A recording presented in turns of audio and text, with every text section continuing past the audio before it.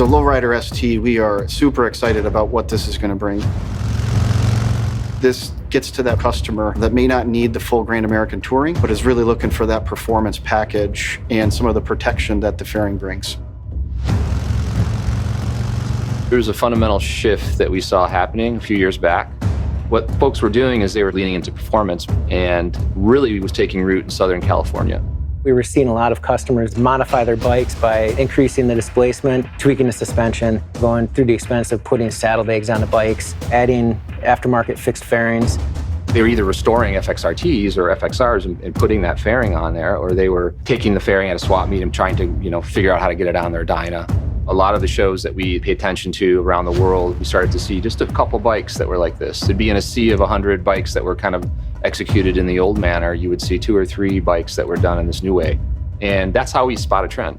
And that's where you have to go in and say, is there something here? Is this an anomaly, or is this something that's going to catch on? We headed into the project with the pure emotion of what we want it to look like. Just like any other Harley, there's always respect to the history, being able to trace back the family tree.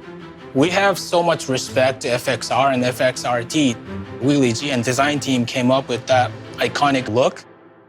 When I sketched this bike, this fairing in particular, I believe the bike deserves its own new identity, something more modern.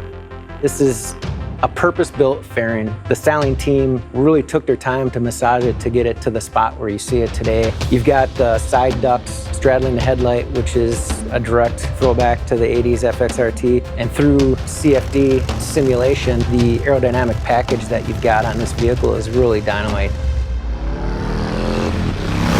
Lowrider.S is a little more relaxed cruiser. This one, I wanted riders to be in charge of the bike, sitting on top of the bike rather than sitting in the bike. This is a true lightweight bagger. It's got the performance punch, that 125 foot-pounds of torque, and also comfortable on the long haul. The bike comes standard with cruise control. We wanted the tall suspension in the rear, and that was a 56 millimeter shock. We did shift the saddlebags vertically 2 inches on a motorcycle compared to the Sport Glide, and you can remove the saddlebag in seconds.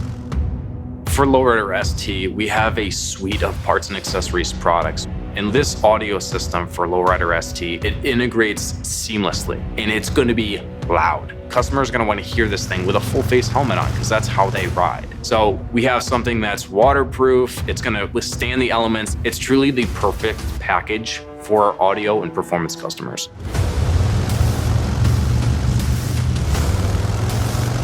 I still remember the excitement. First time we saw the bike, which was the mirror image of my sketch. When we stepped back and looked at the finished product, every single person that I saw walk by that bike just stopped in their tracks and had that wow moment. Like that's special. I think to some customers, this is going to be their version of touring. It's a new personality. It's a slightly new way to tour. If you live somewhere where you want to do some canyon carving or just some cruising, some performance riding, and a couple times a year you want to throw on some gear and head to Daytona or head to Sturgis or head to Fackersay, Lowrider.St is just a great choice. It's the perfect combination of performance and touring.